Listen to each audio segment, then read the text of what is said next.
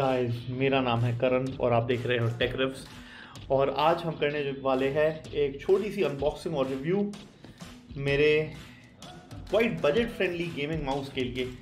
एक red gear का A15 RGB gaming mouse है। इसका हम अनबॉक्सिंग करने वाले हैं और देखने वाले हैं कि इस पैकेजिंग के अंदर आता क्या है और क्या ये gaming mouse actually worth it है। वो प्राइस पॉइंट 499 अंडर 500 में क्या ये डिलीवर करता है और क्या आप एक्चुअली गेमिंग कर सकते हैं इससे। इसके अलावा हम कल इसका रिव्यू लाने वाले हैं, वो है Zebronics Transformers M, और बहुत सून इसका कंपैरिजन हम करेंगे और देखेंगे कि कौन सी बेटर गेमिंग माउस है। हम सब कुछ देखने वाले हैं, क्या सॉफ्टवेयर आता है इसके साथ, वेल आप डाउनलोड क्या कर सकते हो इसके साथ, और गेमिंग परफॉर्मेंस थोड़ा करेंगे, GTA 5 के साथ जरा गेम प्ले करेंगे। And let's get into it guys. Unboxing से शुरू करते हैं। चलिए इसकी अनबॉक्सिंग करते हैं।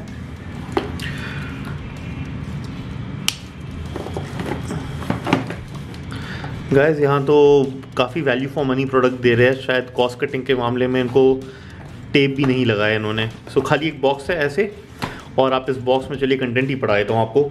आप देख सकते हैं RGB gaming mouse A15, 1.8 meters cable length, LED RGB होगा।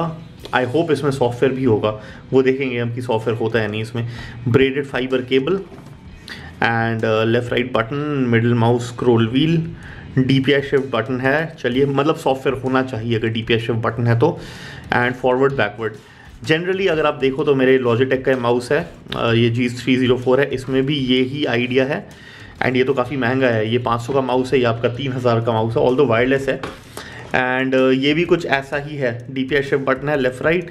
ये रेजर का थेरिस माउस है, तो ये काफ़ी महंगे माउस के साथ कम्पीट ऑलरेडी कर रहा है। और इनमें कमियां है कि इनमें RGB नहीं है, इसमें ऑलरेडी RGB है। तो let's start with the unboxing.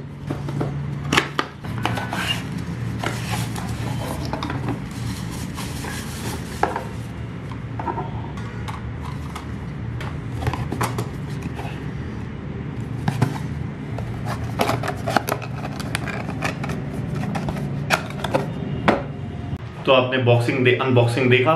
Box में कुछ नहीं आता है एक्सेप्ट ये माउस। और ये माउस की एक खासियत क्या है कि इसमें मेटल प्लेट आ रहा है, तो अच्छा लग रहा है। तो गाइस, ये मेरा भी पहला एक्सपीरियंस है ऐसे चीप गेमिंग माउस के लिए, एंड मैंने इसके पहले मेरा कोई एक्सपीरियंस रहा नहीं है। आप देख सकते हो कैसे टाइप के माउसेज मैं जनरली यूज़ करता हूँ, थोड़े एक्सपेंसिव साइड में होते हैं, रेजर और लॉजिटेक के। और जनरली मैं वायर्ड प्रेफर करता हूँ, वायर्ड नहीं प्रेफर करता हूँ, क्योंकि वायर्ड की प्रॉब्लम क्या होती है, मेरा जो एक्सपीरियंस रह चुका है पास में गेमिंग माउस के साथ, नहीं इन जनरल, कि वायर्स क्रम्बल हो जाते हैं और वो बहुत गंदा लगता है डेस्क में। सो दैट्स वाई मैं प्रेफर करता हूँ वायरलेस गेमिंग माउस।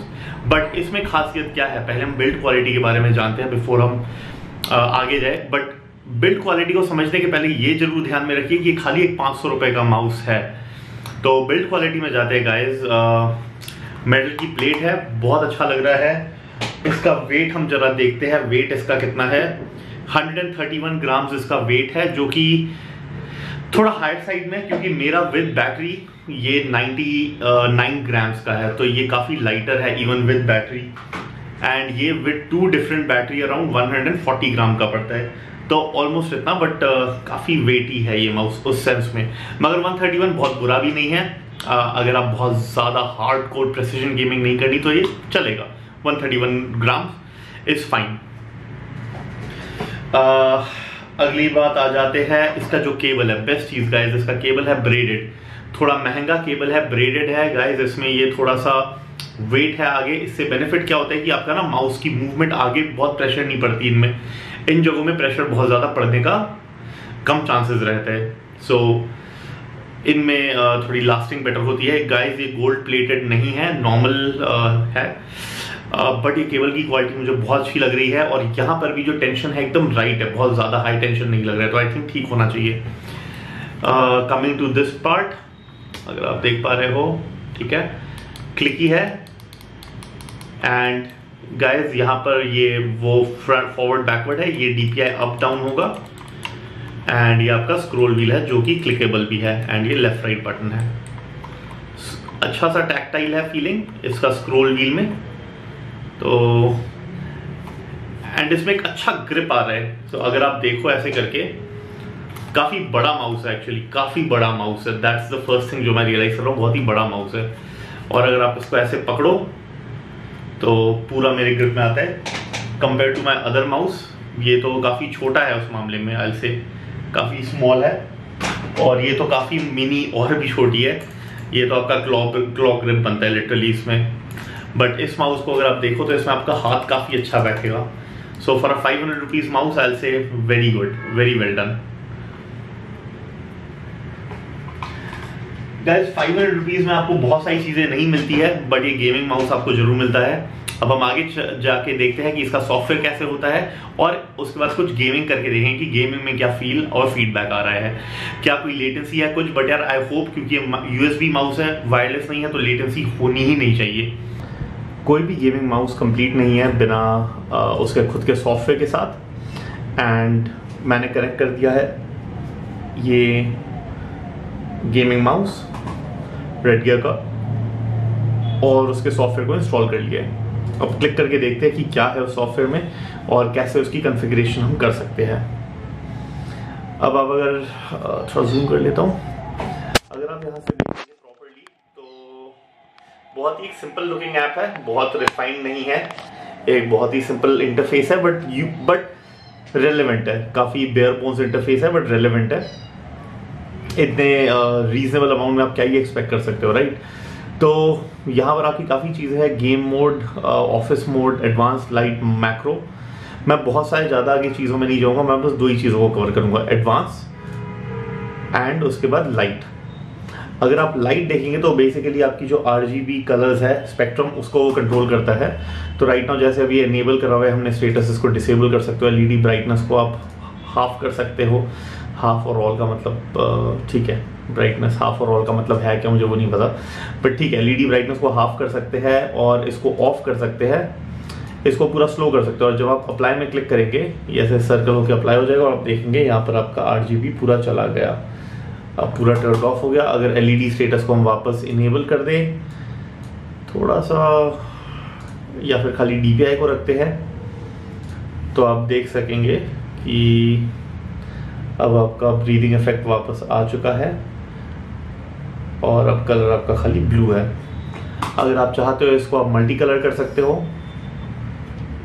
एंड बस आप मल्टी कलर में क्लिक कर दोगे तो अब आपके ये कलर्स थोड़ा चेंज करते रहेगा,